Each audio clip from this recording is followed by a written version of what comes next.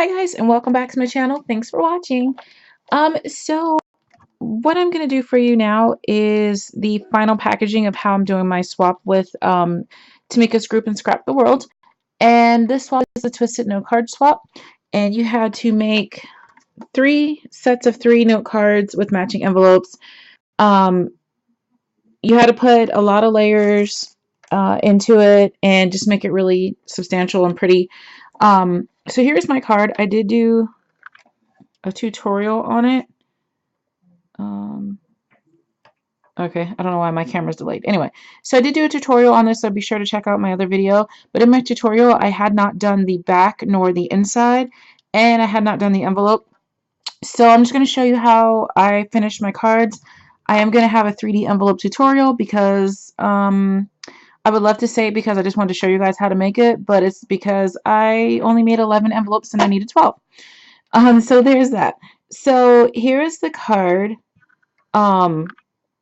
We had to have 4 techniques and or 4 different items on there, and mine had everything in the kitchen sink. So make sure you check out that video. But here is the inside. So I decorated my inside like this. And this top paper here is from Vintage Country, and it looks like it's burlap, but it's actually just paper. So I guess these are supposed to be like lace doilies or something, I don't know. And then I just took this lace that I got from, I think it was I'm pretty sure it was a dollar store. It was in one of those little, you know, like those little egg things you get out of the vending machine. That's what it was in. I think they came from the dollar store. And I just stuck it on with some score tape, and I put some glitter in the score tape, sorry. So that way the score tape wasn't sticky anymore. The bottom piece is just a piece of burlap paper. That's paper as well. That was in the open stock at Michael's. Probably a good, let's see, probably a good 4 years ago. I don't know if it's still there. I don't know. And then I put the piece of light pink paper in the inside so you can write your note. And then I did finish the back because I used chipboard as my base. So I put some more of that glitter paper here. I stickled the sides so it kind of matched that glitter of the glitter paper, because if you guys remember, I didn't have but scraps left of that glitter paper. And this is just, I think this is called Romantic Rose or something like that paper collection. I just crumpled it and glued it down, and it already had the glitter in it. So I just thought that was really pretty to finish the card off. So the card looks like this when it's closed. And the envelopes, because my card is like super thick, you see that. So it's obviously not going to fit in a regular 3x3 envelope, so I had to make my own envelopes. And because it's so thick, I had to make an envelope box. So this is how mine are coming decorated. Sorry, I don't know why I'm not using both hands. Whatevs. So it's like a box, and I think I learned how to make these on some tutorial where you put the Ghirardelli squares in them. It was like a treat box from years and years and years ago, and I made so many of them that I don't remember who started them. Probably Sam at Poodles, because she makes a lot of boxes. So I'm going to go with that. And then I just stuck some burlap. This is actual burlap down, and I frayed the edges. Come on, what's going on? There we go. Frayed the edges, added a doily, and I actually found these glitter birds in my my scrap box, because you know how like we always do stuff and then we change our mind. So I was really happy for that, because this is that scrap paper that I used like on my card here and on the back. So I was really happy to find these, and I had exactly 12, so that was even a bigger bonus, like it was meant to be. So that's how they're gonna come, and you just put it in gently. Well, obviously you don't have to be too gently because I'm not very gentle. And then I put a little sticky strip or score tape here so you can score tape it down. I mean, it's not perfect, but it's in an envelope. It works, and I think it's really cute. So there's that. So I'm going to put them all inside of this really cute Daiso bag. For those of you who follow me, you know that I just recently got to go to a Daiso, so I was really happy. But these, let me see if I can pull this up a bit more. Sorry, there we go. These bags actually came from my mother-in-law. Her friend lives in Japan, and she sends my mother-in-law all these great bags and stuff to give me. So this is like a really thick, I want to say it's a vinyl. It feels like it's a vinyl bag. And all I did was add this topper.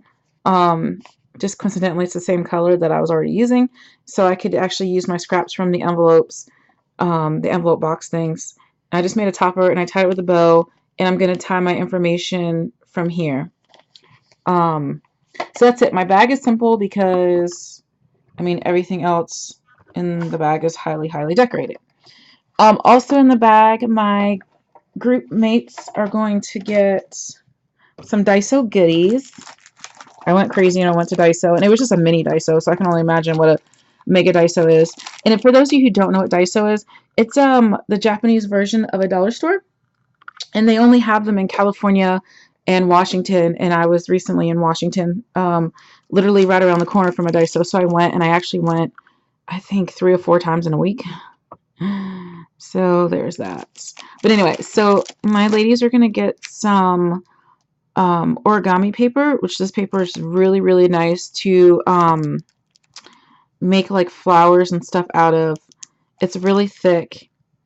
I don't know where mine is to open it, or I would show you, but I love this paper. And then some washi tape that has, I think it's upside down, some label things, like they're just labels, banners. So that was really cute, because usually, you know, you just use one little piece to close the bag or whatever. So this actually you can write on and be really cute. They're going to get a really cute pen and these little decorative bows, and it has some trim on there. Oh. So I just thought that was really cute, really simple little goodies to put in my gift bag. So there's that. Move this out the way. So now I'm going to show you the envelope tutorial. Now with this, I am going to use an 8 by 12 piece of paper, because these are the only ones I have in pink, and my paper trimmer. And you do need an envelope punch board. Mine is the Stampin' Up one because, well, I sell Stampin' Up, so I have all Stampin' Up. You can use the We Are Memory Keepers. To me, they're all the same. It doesn't really matter. So what you want to do is, cut your paper. This is really awkward because the camera is literally directly in front of me. And as you can see, my table is just junky. Whatevs. Okay, so cut it down to 6.5 by 6.5. Save your scrap page because you're going to use that as your topper. And I may make my topper thicker for the next one, but that one's just going to be thin. All right, 6.5 by 6.5. And now you need your punch board. So on your punch board, you are going to go over to the 3-inch mark, punch, and score. Move over to the 4-inch mark, punch, and score. Now you're going to flip it 180, so you're on the opposite side. And we're going to do the same thing. So 3-inch, punch and score. 4-inch, punch and score. And the measurements I went off of were kind of on the bottom here. I just kind of found like the paper size. So 6.5 by 6.5 was 3 1/8. I wasn't going to be bothered with the 1/8, so I just did 3, and then I needed 2 score lines, so I just did 3 and 4 to give me a 1/2 inch gusset, if you will. Can you see that? Yeah. So that's why I did 3 and 4. You can experiment on, just on sheet paper and do whatever you want, but that's what I'm doing. Okay, so now you're going to follow your score marks. So don't even worry about what it says up here. You're just going to put your pointy thing on the first score mark, punch, and score. Move it over to the next score line, punch, and score. And the same thing on this side. Line up your, I guess you call it a tail. I think it's called a tail. I don't know. I just call it a pointy thing. Line your pointy thing up, punch, score, line it up, punch, and score. So there you have it. And then, what did I do? I just folded it. Sorry if you get motion sickness. It's a habit of crafting. So just kind of fold on your score line. So you're going to have 2 longer pieces and 2 shorter pieces. You know what? Let's not cut corners. Let's go ahead and bone fold all of these corners. When you varnish, you get much nicer score lines than when you just use your fingers. I was going to cut the corner, but I need to use this box, so I'm not going to.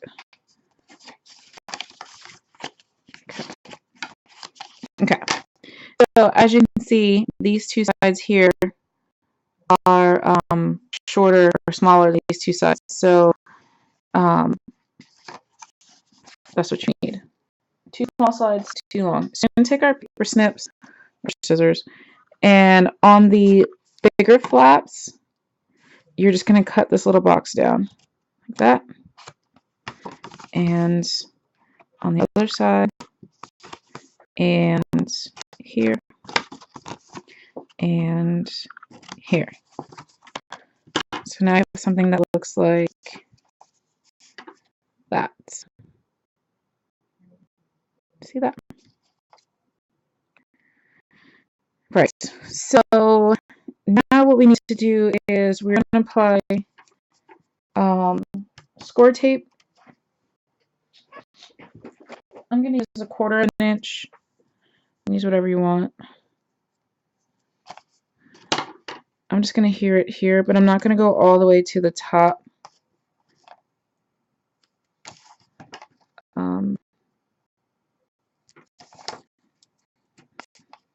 Am I doing this right? Great. Sorry, I just got to make sure I'm doing it right. Yeah. Okay, so yeah, you definitely don't want to go all the way to the top. You know, I forgot to tell you to round your edges. So pull the punch board back in on the big flaps. Just go ahead and round them. You can use the top of the punch board or your corner rounder. Doesn't matter what I use. Okay, so back here. Sorry. Okay.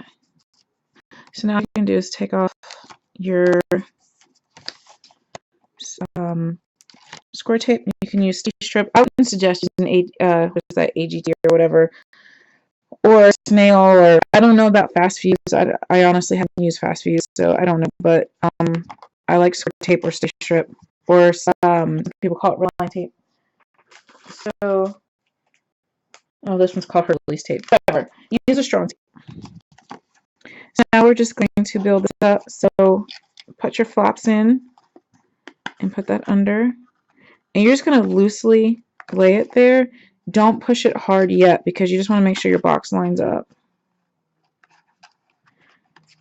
And then loosely lay it. So mine lines up, so I can go ahead and reinforce that. Now you can do these flaps over this middle flap. I just didn't like the way it looked, so it's really your preference. Same thing with these little flaps up here. You can leave them in and just tuck them in, but because my card's so bulky, I just cut them off.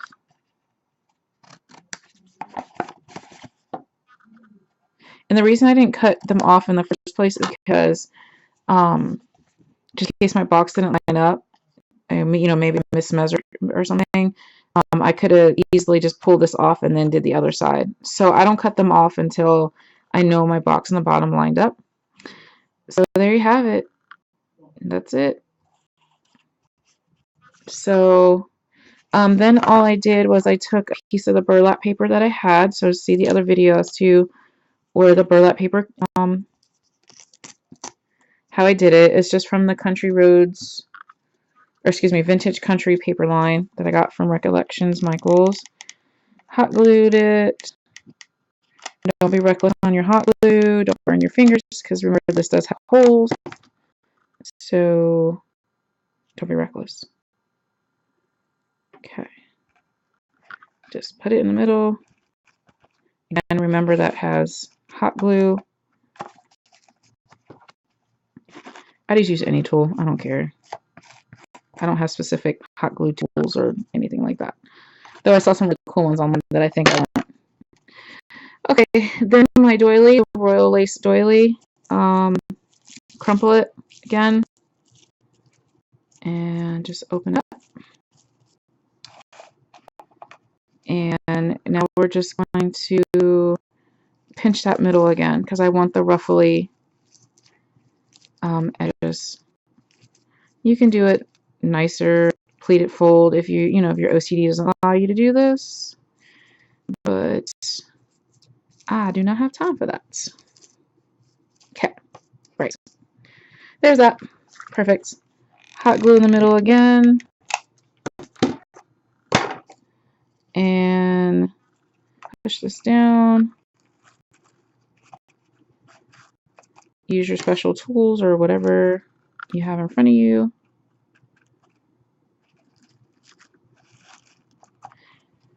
Just don't get your fingers in that hot glue. Did you know that hot glue can actually erase your fingerprints? When I went to get fingerprinted for my new job, they asked me, did I use a lot of hot glue? And I was flattered because I thought, oh wow, I wonder if this girl watches my YouTube videos. No, it's because people have burned their fingerprints off with hot glue. And so they need to know, because then if you've done that, apparently you have to go get some procedure done where they peel your skin off and find your fingerprints. So that was a little scary. So guys, please be careful with your hot glue. So there's that. And don't say I'm not educational. And then our little bird is going to go right on top. And this is using the Stampin' Up!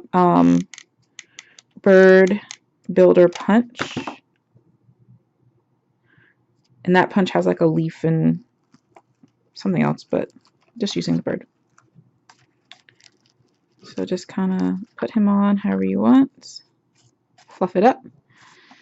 And your box is done.